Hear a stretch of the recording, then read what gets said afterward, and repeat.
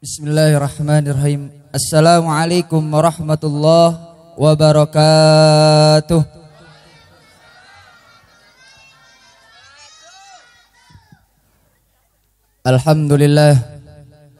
Alhamdulillahilladzi hadana lihada wa ma kunna linahtadiya laula an hadanallah.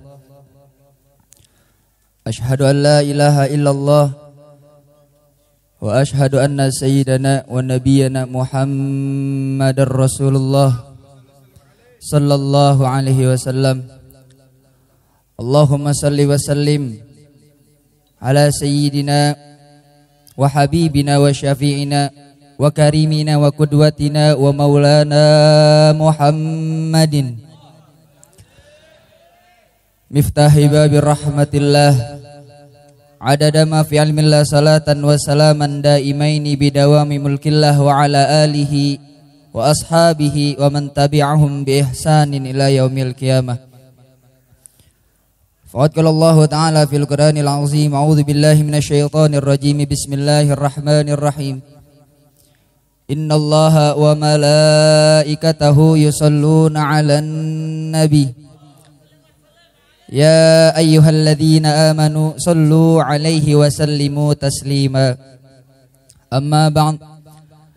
Yang sama-sama kita muliakan para alimil ulama, para dewan guru asatid dan asatidah yang hadir di tempat ini, dan seluruh jamaah pengurus daripada Masjid Al-Muhajirin yang semuanya kita yang hadir di tempat ini insyaallah semuanya dimuliakan oleh Allah Subhanahu wa taala. Pertama-tama senantiasa mengucapkan syukur kehadirat Allah Subhanahu wa taala. Sampai saat ini Allah masih senantiasa memberikan kenikmatan buat kita sehingga kita mampu melangkahkan kedua kaki kita untuk bersama-sama hadir tempat ini, menunjukkan rasa syukur kita kehadirat Allah Subhanahu wa taala. Syukur yang sebenar-benarnya rasa syukur kita kepada Allah Subhanahu wa taala. Kalau kita membahas tentang syukur kita kepada Allah Subhanahu wa taala, banyak dari kita hanya tahu tentang syukur itu ngucapin alhamdulillah aja sama Allah Subhanahu wa taala. Padahal pada hakikatnya tatkala kita bersyukur kepada Allah Subhanahu wa taala, hadirnya ibu-ibu semua, adik-adik semua, bapak-bapak semua di tempat ini, kita dikasih badan yang sehat sama Allah, dikasih tangan yang sehat sama Allah, kaki yang sehat sama Allah. Kita pergunakan untuk hadir di majlis seperti ini menjadi bukti bahwasannya kita bersyukur kepada apapun yang Allah berikan dalam kehidupan kita. Sama halnya dengan rizki yang Allah berikan kepada kita, yang kita miliki, rezeki apapun yang kita miliki. Al-Imam Syafi'i rahimahullah ta'ala anhu, beliau mengatakan bahwasannya asyukru la yakfi illa bil lisan walakin nabil arkan. Beliau mengatakan bahwasannya syukur, kita bersyukur sama Allah Subhanahu wa taala, enggak cukup kalau kita ngucapin alhamdulillah kepada Allah Subhanahu wa taala. Akan tetapi rasa syukur kita kepada Allah Subhanahu wa taala harus dibuktikan dengan kenyataan, dengan perilaku, dengan apapun yang kita tunjukkan kepada Allah Subhanahu wa taala. Dengan salah satunya kita hadir di tempat ini walaupun panas-panasan, walaupun sambil ngipas, walaupun perut lapar, mata ngantuk segala macam. Semua kita tunjukkan karena rasa cinta kita kepada baginda Nabi Muhammad sallallahu alaihi wasallam. Kita lupa bersyukur sama Allah Subhanahu wa taala.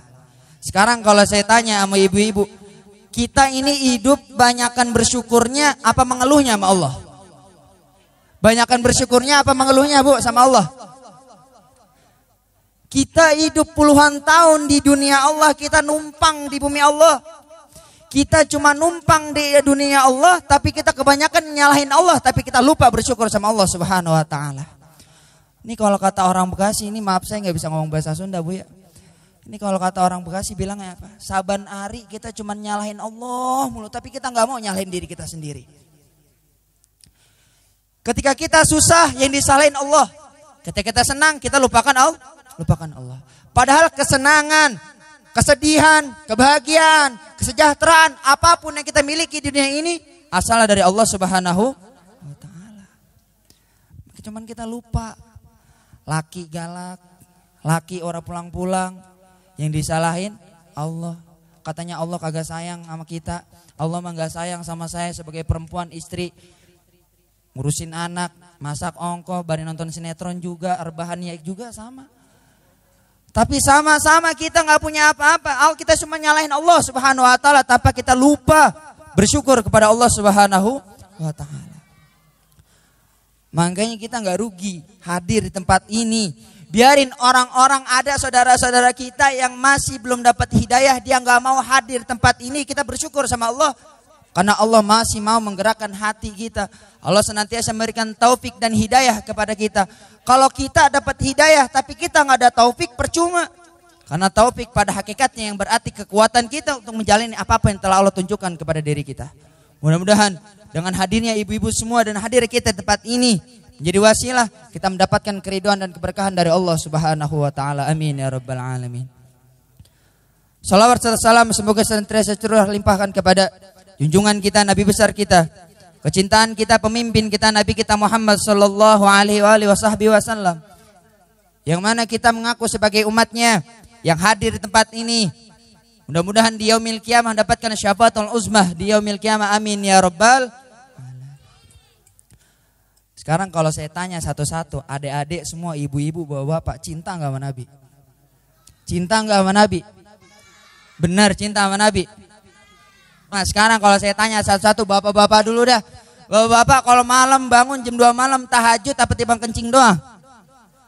Tahajud apa cuma buang air kecil doang? Ya ilaha illallah, ditanya cinta kagak sama Nabi, malam bangun boro-boro inget tahajud, malam cuma timbang kencing baru tidur lah. Sekarang ibu-ibu cinta nggak bu sama Nabi? Cinta nggak sama Nabi? Cinta. Bu, yang namanya cinta, keimanan, kecintaan kita kepada Rasulullah Sallallahu Alaihi Wasallam, cinta itu perlu ya namanya pembuktian. Sama halnya ketika bapak cinta sama istri perlu bukti. Gak cuma di mulut, sama kita cinta sama Rasulullah. Gak cukup kalau kita ngaku cinta sholawat doang, itu gak cukup. Gak cukup. Cintanya kita kepada baginda Nabi Muhammad SAW perlu kita tunjukkan dalam kehidupan kita sehari-hari. Yang laki-laki mengamalkan apa yang telah diajarkan oleh baginda Nabi Muhammad SAW. Satu aja pak, satu aja. Kalau bapak emang ngaku cinta sama Nabi. Nabi SAW dalam meriwayatkan disampaikan al-Imam Al-Habib Muhammad bin Salim bin Hafid. Beliau mengatakan bahwasanya Rasulullah SAW tidak pernah satu kali pun tidak pernah mengabulkan daripada permintaan istrinya. Yang artinya istrinya minta apapun pasti dikasih. Bu, ibu punya laki, kalau ibu minta sama laki semuanya dikasih apa enggak? Dikasih apa enggak bu? Kalau lakinya punya duit ya dikasih, kalau kagak ya kagak. Sian amat tuh katanya. Iya. Pak, kalau emang bapak cinta sama Nabi, satu contoh perilaku Nabi. Nabi selalu ngabulin apapun yang menjadi permintaan semua istri-istrinya, selalu dikasih sama Nabi SAW. Itu Nabi. Bang, itu kan Nabi. Itu mah Nabi, susah, kita manusia biasa. Memang benar. Al-Imam Ali bin Muhammad bin Husin al-Habsyi mengatakan dalam kitab Yasimtud Dur, apa kata beliau? Muhammadun basyarun la kal basyar. Muhammad itu Rasulullah, manusia akan tetapi tidak seperti manusia. Beda sama kita. Tapi Nabi SAW yang punya cinta lebih besar cintanya daripada ibu cinta sama suami ibu. Cintanya Rasulullah sama kita umatnya itu lebih besar cinta bapak terhadap istri-istri bapak sendiri. Nanti di yaumil qiyamah dikatakan dalam Al-Quran, yafirul mar'u min akhi wa ummihi wa abi wa sahibatihi wa bani. Yafirul mar'u min akhi, seorang akan meninggalkan daripada saudaranya, wa ummihi wa abi, meninggalkan ibu dan bapaknya, meninggalkan temannya, meninggalkan kerabatnya. Satu manusia yang ninggalin kita. Siapa? Nabi Muhammad sallallahu alaihi wasallam. Nabi doang yang gak bakal ninggalin kita. Ibu nih sekarang punya anak-anak yang di depan sini pada duduk. Mereka di yaumil qiyamah akan lupa kepada kita orang tuanya yang setiap hari memberikan rizki, setiap hari mengurusinya, setiap hari mengajarinya dengan berbagai ilmu agama dan pengetahuan. Tapi tatkala di hadapan Allah Subhanahu wa taala, semua manusia akan berlari mengamalkan, menyelamatkan daripada amalnya. Cuma ada satu manusia yang senantiasa setia menunggu kita, baginda Nabi Muhammad sallallahu alaihi wasallam.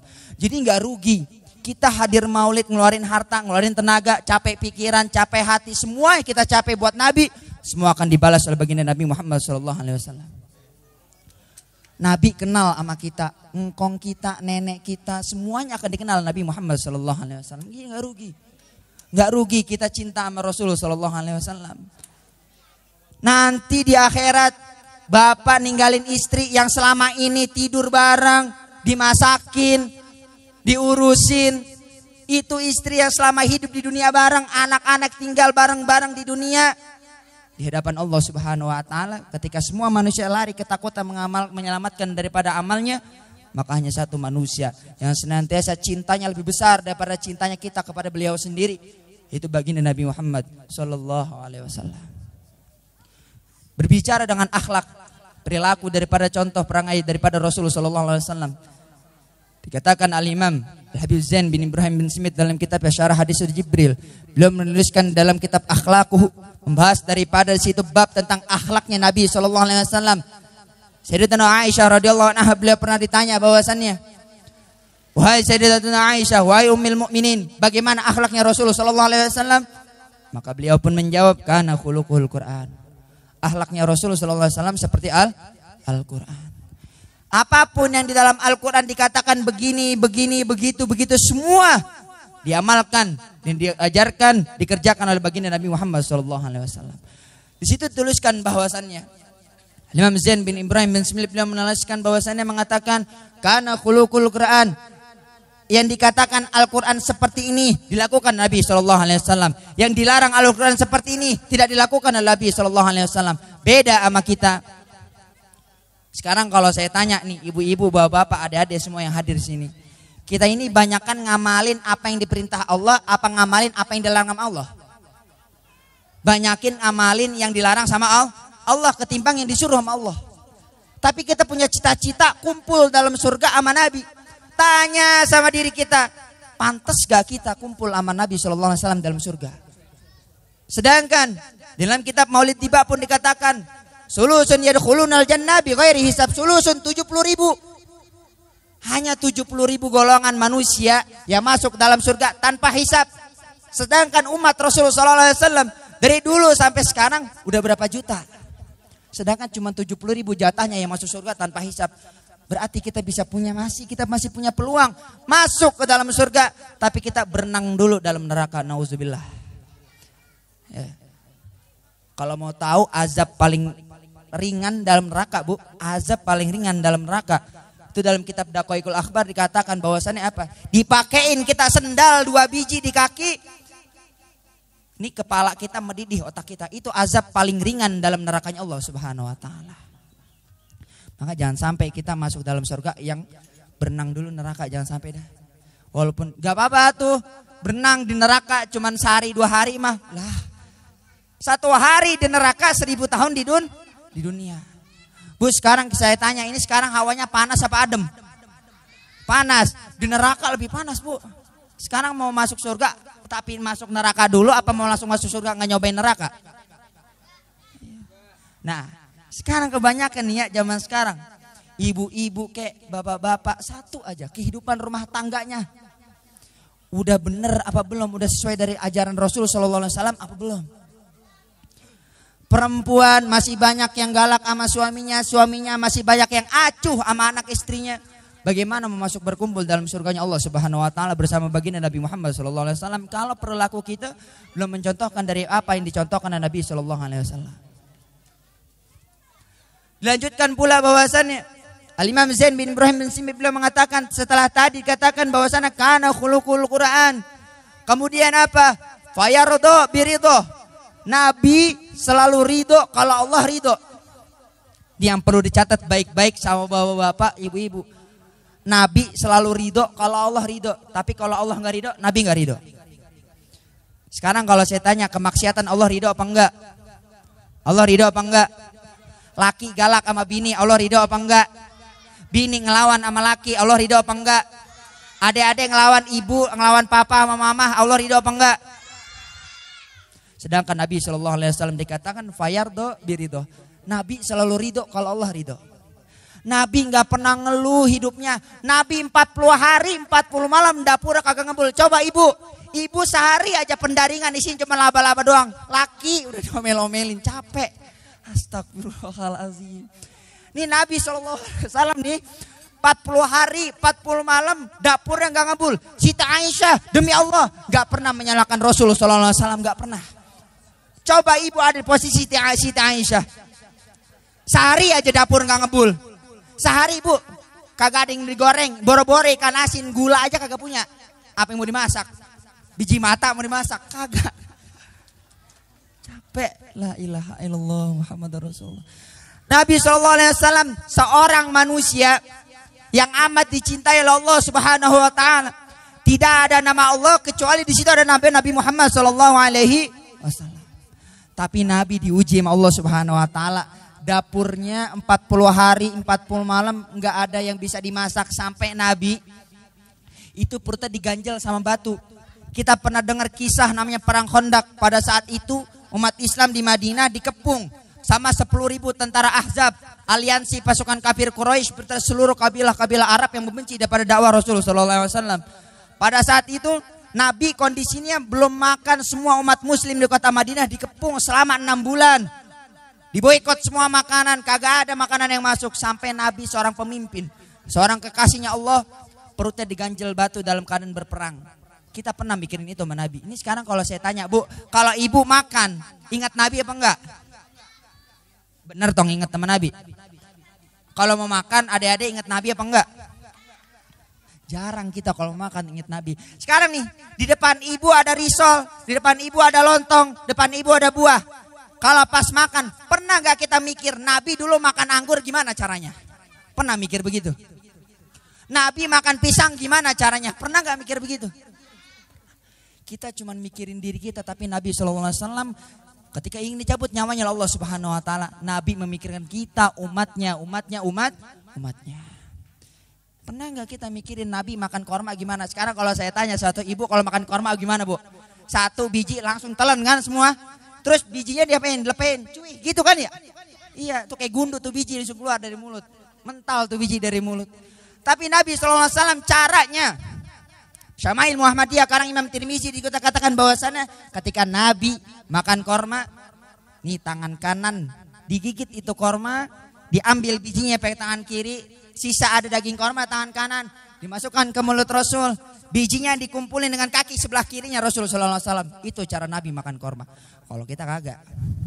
Ada orang tetangga pulang umroh dikasih korma 7 kita rauk bawa pulang.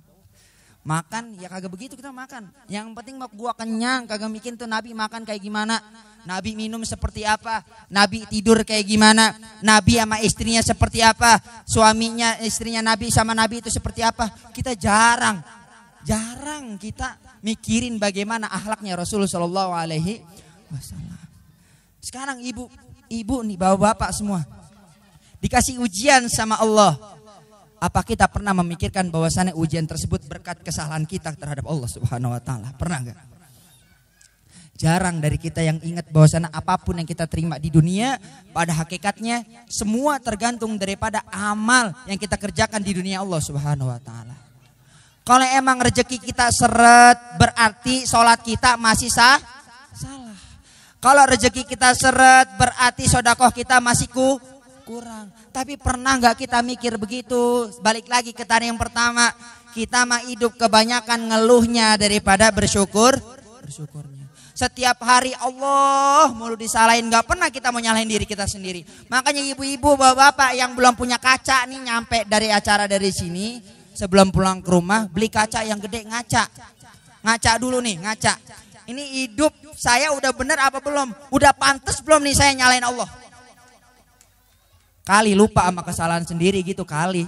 Siapa tahu, kita nggak pernah tahu. Jadi kita lupa, jarang yang kita mau memikirkan kesalahan kita. Jarang orang yang mau introspeksi diri kita sendiri. Apalagi maaf Bu ya, sini mama mulu yang saya salahin. Kadang ngaji, temen datang maulid, tasnya bagusan dikit, diomongin. Kerudungnya brosnya segede rantai kapal, ya kita katain. Cincinnya gede-gede banget, kita katain juga. Ya sama. Yang ngaji cuman isinya gibahin orang doang. Percuma Bu. Percuma mending rebahan sambil megang remote nonton TV, kelar urusan. Daripada panas-panasan duduk di sini lah capek. Teman kita punya tas baru yang keringet dingin siapa? Kita no katanya gitu. Ngaku dia. Kita cenah. Iya benar. Tetangga yang punya mobil baru, yang sakit meriangin dia apa kita? Kita. Itu tandanya kita selalu syirik sama orang, selalu syirik sama rezeki orang. Wajar hidup dari dulu puluhan tahun, kerja dari pagi sampai malam, malam sampai pagi, kaki jadi pala, pala jadi kaki, hidup kagak kaya-kaya, isinya hatinya cuma dengki doang sama orang. Penyakit hati itu baik-baik. Imam Ghazali pernah bilang dalam kitab Bidayatul Hidayah, intabi ente harus hati-hati sama penyakit hati. Di situ pernah dikatakan dalam bab taat, beliau menuliskan di sini, walantasilu ilan naja illa bimuraqabati qalbi. Kamu tidak akan sampai sukses mengamalkan apapun yang diperintah Allah kecuali kamu senantiasa memperhatikan hatimu, kata Imam Ghazali. Hati ini paling pertama, Bu. Ibu ngaji puluhan tahun ngaji, baca Yasin, baca Tabarok, baca Rotib, tapi kehidupan masih nggak berubah-berubah, berarti ada yang salah sama hati kita. Berarti masih ada yang salah dari adab budi pekerti kita terhadap suami ibu sendiri. Ada yang salah adab akhlak suami terhadap istrinya, itu masih ada yang salah. Jadi yang paling pertama, nih hati, kalau kita mau cinta sama Nabi, hati kita kudu diperhatiin. Jangan sirik sama rezeki orang. Bu, kalau pengen kaya kudu kerja. Lah sekarang begini Bu, mohon maaf, banyak orang doa sama doa, sholat duha sampai 12 rakaat, sholat tahajud kaki apa berbengkak. Minta ya Allah saya pengen kaya, kerja. Lah kagak, nonton TV doang, lah kagak kaya-kaya Bu, mohon maaf. Astagfirullahaladzim. Gaweannya cuma nyender doang depan TV. Laki kerja yang mainin burung doang bapak-bapak. Burungnya udah mandi, bapak-bapaknya belum mandi. Iya Pak? Banyak begitu. Burung makannya enak, bini sama anak makannya cuma ikan teri, kasihan buat bocah gede palanya doang. Ya Allah Rabbi, Masya Allah. Burung makannya enak sampai dibeliin air ini biar bunyinya cakep katanya. Bininya boro-boro dibeliin lipstik, kondangan diajak malu-maluin, kagak ada lipstiknya. Astagfirullahaladzim. Kalau bapak tanya, Pak, bapak pengen punya istri cantik apa kagak? Pengen lah, modalin Pak, bini pengen cantik mah modalin. Iya Bu ya? Iya. Bini suruh dandan dikasih duit buat beli bedak ya kagak, ya beli pakai daun, kagak bisa kebeli itu bedak. Masya Allah Rabbi. Jadi semuanya harus ada akhlak. Bapaknya nyontoh Nabi nggak pernah tuh sekalipun nggak ngabulin permintaan istri. Begitupun istri harus memenuhi kewajiban seorang istri. Tugas hakikat seorang istri di hadapan suami itu apa? Ridho atas apapun yang Allah berikan, salah satu akhlak daripada Rasulullah SAW. Jadi kalau kita cinta sama Nabi enggak cukup cuman sholawat, enggak. Kalau semuanya cinta sama Nabi enggak cukup kita main qasidah, sholawatan, mahalul qiyam, baca Yasin, baca Rotib, enggak cukup di situ, enggak. Harus kita tunjukkan dalam kehidupan sehari-hari. Kemudian dilanjutkan di situ dikatakan akhlak Rasulullah SAW. Wa yasqatu bisaqati. Nabi marah kalau Allah marah. Kata siapa Nabi nggak pernah marah Bu? Ada orang zaman sekarang, hati-hati zaman sekarang ada orang yang pikirannya udah dicampur aduk sama pikiran-pikiran orang yang tak bertanggung jawab. Kata dia apa? Nabi kan kalau dimarahin Nabi nggak marah katanya. Nggak usah dibela tuh Nabi, Allah nggak usah dibela, Nabi nggak usah dibela, biarin aja nanti dibela sama Allah. Kata dia begitu. Katanya Nabi nggak pernah marah. Memang Nabi nggak pernah marah. Kalau urusan pribadinya dicaci maki, Nabi nggak pernah marah. Tapi demi Allah, Syekh Abdurrahman Atibai bila menuliskan bahwasannya di situ dikatakan, faida duya haqqullah lam yakum ahadun lighadabi. Maka jika telah dinistakan daripada syariat-syariat Allah, demi Allah, tidak satupun manusia akan selamat daripada murkanya Rasulullah SAW. Jadi kalau Nabi dilemparin kotoran sama Abu Jahal, Abu Janda, Abu Jahal, Abu Lahab, itu Nabi nggak marah. Tapi apakah Nabi pernah melarang? Dulu Sayyidina Umar bin Khattab pernah nantang duel seorang jagoan di kota Mekah. Karena orang tersebut telah menghina Rasulullah SAW. Nabi ngelarang nggak Sayyidina Umar buat ngangkat pedang? Enggak. Berarti tandanya bahwasannya Nabi SAW tidak melarang umatnya untuk membela daripada kehormatan Rasulullah SAW. Tapi kalau soal pribadi Nabi nggak pernah marah. Beda sama kita Bu ya. Bu, kita beda. Kita nih kedengaran, jangankan ibu dah. Ini kita punya anak nih, adik-adik pada kecil. Dia ngaji di sini TPA misalnya. Berantem berebut pensil, yang berantem anaknya udah akur, emaknya dua-duanya berantem sampai setahun-tahun. Gue mau kagak sudi salaman sama dia.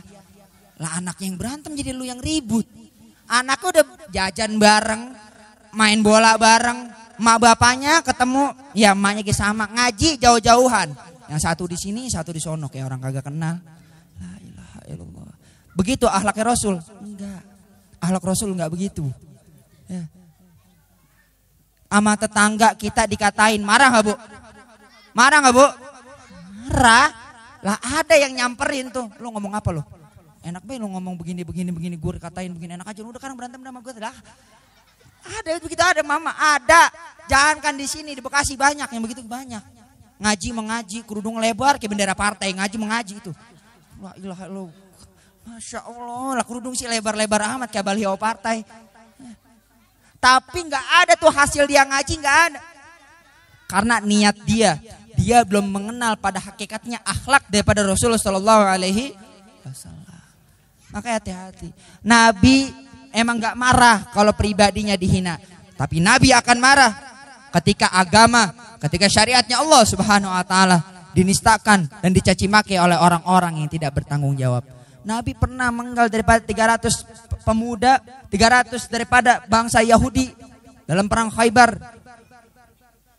Itu penggal sama Rasulullah SAW. Karena Nabi itu tegas dalam perkara agama. Makanya hati-hati. Kemudian apa? Akhlak Rasulullah SAW. Wala yujazi sayyi'ah bisayyi'ah. Nabi nggak pernah ngebalas sesuatu yang buruk dengan perkara yang buruk tuh Nabi nggak pernah. Beda sama kita. Ada orang nyakitin kita apain tuh dia? Kita sakitin balik. Iya apa iya? Iya. Ada orang ngatain kita katain balik. Tapi Nabi begitu enggak? Enggak. Ya Dek, kalau berantem sama temen, kalau temen ngatain bapak kita, misalnya ada yang nama bapaknya Bambang, Bambang lu Bambang, gak usah dikatain, biarin aja. Ya, nggak boleh, biarin. Kalau ada orang yang ngatain keluarga kita, ada orang jelek-jelekin orang tua kita, biarin Allah yang balas. Tugas adik-adik di sini apa? Minta sama Allah, ya Allah kasih hidayah sama dia, tolong angkat derajat kedua orang tua saya, kelar udah, kelar urusan. Nah orang tua juga harus nyontohin yang baik. Kalau ada anak nangis pulang ke rumah ngadu digalakin sama si anu, lah jangan malah ayo kita samperin emaknya kita tabokin, lah jangan begitu. Kadang maaf kata emaknya GPA kadang gitu ya. Iya, la ilaha illallah Muhammadur Rasulullah. Ayo tong, mana rumahnya? Bapaknya siapa dia? Kita omelin, anak gue paling ganteng kayak kata lu, kata orang belum tentu. Lah, iya lah. 1000 kali, 2000 kali, anak sendiri kata orang jelek, kalau kata emaknya mecah, cakep. Lah ya orang dia yang bunting emaknya celentang salah, tengkurap salah, miring salah. Dia yang hamil, laki yang dijenggutin. Iya apa iya Pak? Bini yang mules, laki yang disusahin. La ilaha illallah. Malam-malam pengen karedok, siapa yang jual kuntilanak? La ilaha illallah Muhammadur Rasulullah. Bang saya ngidam ini bang. Malam-malam pengen karedok, cariin apa bang? Laki saking cintanya sama bini nih laki. Muter-muter kebun raya Bogor 7 kali pulang-pulang dapat pahala umroh ya. Nyariin tukang keredok jam 2 malam siapa yang jual? Susana. Enggak ada. Tapi saking cintanya suami sama istri dia rela ngelakuin. Harusnya tuh cinta tuh begitu. Perlu pengorbanan dan pembuktian. Laki tanya bang. Ini ibu pulang dari sini tanya sama laki nyampe rumah. Bari ngaca bari tanya. Bang abang cinta gak sama saya? Cinta, kalau gue kagak cinta sama lu kita kagak punya anak 10. Iya. Sekarang gini bang, saya pengen tahu abang cinta sama gak. Saya tadi kan itu di masjid bilang katanya Nabi itu gak pernah nolak kalau bini minta apa-apa ya. Sekarang minta apa bang, saya emas 10 gram aja. Kalau gak kalung segede rantai kapal. Lelaki setruk bisa bu diminta begitu. Kasihan, bukan begitu caranya, bukan. Dalam kitab Qurratul Uin pun dikatakan bahwasannya apa? Tugasnya seorang suami, apa yang menjadi kewajiban suami adalah haknya istri. Apa yang menjadi kewajiban istri itu menjadi haknya suami. Cuman kan penyakit kita zaman sekarang apa? Cuman satu, bini gawayannya cuman bisa nuntut. Laki juga sama, cuman bisa nuntut. Lupa dia sama kewajiban, berantem rumah tangga. Siapa yang jadi korban kalau bukan anak? Siapa bu? Anak yang jadi korban masih bocah, masih ingusan, ya ilah berantem lu saban hari. Mana kalau udah berantem ngelemparin perabotan 10 kali berantem, udah kagak punya TV, kagak punya kulkas, kagak punya piring, habis semua berantem. Gara-gara apa? Berantem. Jadi ibu harus tahu hakikat tugas seorang istri itu apa, suami itu apa. Wa min ayati an khalaqalakum min anfusikum azwajan litaskunu ilaiha. Dan daripada bukti-bukti kekuasaan Allah ciptakan daripada kalian pasangan-pasangan untuk apa? Litaskunu ilaiha, untuk mendapatkan ketenangan. Nih sekarang kalau saya tanya satu-satu, ada nggak suami, Pak? Ada nggak suami yang kalau pulang ke rumah romannya males banget lantaran takut diomelin bini? Ada nggak? Ada nggak? Pak jangan takut kalau dibinisin, saya belain. Ada nggak Pak bini begitu? Romana kalau pulang ke rumah males banget, ya Allah, mana pulang kagak bawa duit. Bini mana galak banget, boro-boro gue dibikinin kopi, yang ada gue domelin sama dia nih ya. Belum sampai ngelepas sepatu kanan. Nih kalau tugas bini mah Bu saya contohin satu. Laki mau ngojek pakein dasinya, pakein jasnya, buset mau ngojek pakai dasi, rapi banget ya. Bagian nggak apa-apa, rapi dikit ngojek pakai dasi, pakai jas, pakai sepatu pantopel. Bang, yang rajinnya ngojeknya ini jasnya, ini dasinya. Mudah-mudahan pulang bawa duit 10 juta. Ngojek ke Los Angeles kali ke Amerika bawa duit 10 juta. Begitu jadi bini. Pulang tuh laki jangan diomelin orang mah, papa mau minum apa, mau makan apa. Emang ada makanan lah? Kagak ada, kita beli dulu. Ya ilah, mana duitnya? Ada istri, pernah ada seorang istri nanya sama saya, Bang Ustadz gimana sih kalau memang ada laki Romana galak banget sama saya gitu, tapi saya mah cinta banget sama dia, tapi dia nggak pernah ngehargain rasa cinta saya. Memang benar Bu, perkara cinta lebih berat ketika kita mencintai seseorang yang tidak mencintai kita.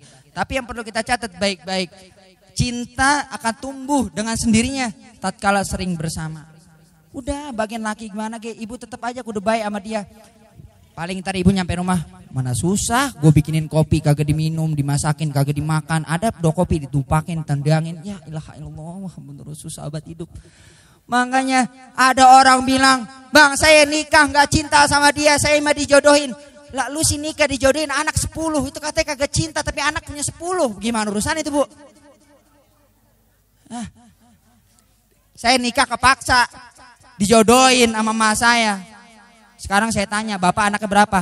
7. Lah katanya kagak cinta anak apa 7. Sekalian 11 biar main bola kudu dapat orang. 11. Jadi terus harus ingat balik lagi. Nabi gak pernah marah, Nabi selalu ridho. Nabi gak pernah balas namanya keburukan dengan keburukan. Biarin orang mau berkata apa tentang kehidupan ibu. Biarin orang-orang mau ngejelek-jelekin hidup kita. Biarin. Nanti di akhirat kata Nabi ada orang dibangkitin dari kuburnya dalam keadaan bangkrut. Siapa mereka? Orang-orang yang senantiasa membicarakan daripada aib saudara-saudaranya selama hidup di dunia Allah Subhanahu wa taala. Dia kaget pas bangun amalnya habis, gak ada apa-apa. Ya, mudah-mudahan daripada perkara penjelasan singkat yang ini, kita pulang dari tempat ini ke rumah bisa mendapatkan pelajaran-pelajaran yang baik, kita bisa mengamalkan apa arti cinta sesungguhnya kepada baginda Nabi Muhammad sallallahu alaihi wasallam. Dan mudah-mudahan adik-adik semua yang hadir di tempat ini dijadikan anak yang soleh dan soleha, dan orang tuanya, keluarganya senantiasa dijadikan keluarga yang sakinah, mawaddah, warahmah. Dan mudah-mudahan kampung ini, majlis ini, masjid ini senantiasa diberikan keberkahan oleh Allah Subhanahu wa taala. Mungkin sedikit yang bisa disampaikan, kurang lebihnya mohon maaf. Banyak kata-kata yang bahasa kurang dimengerti. Wassalamualaikum warahmatullahi wabarakatuh.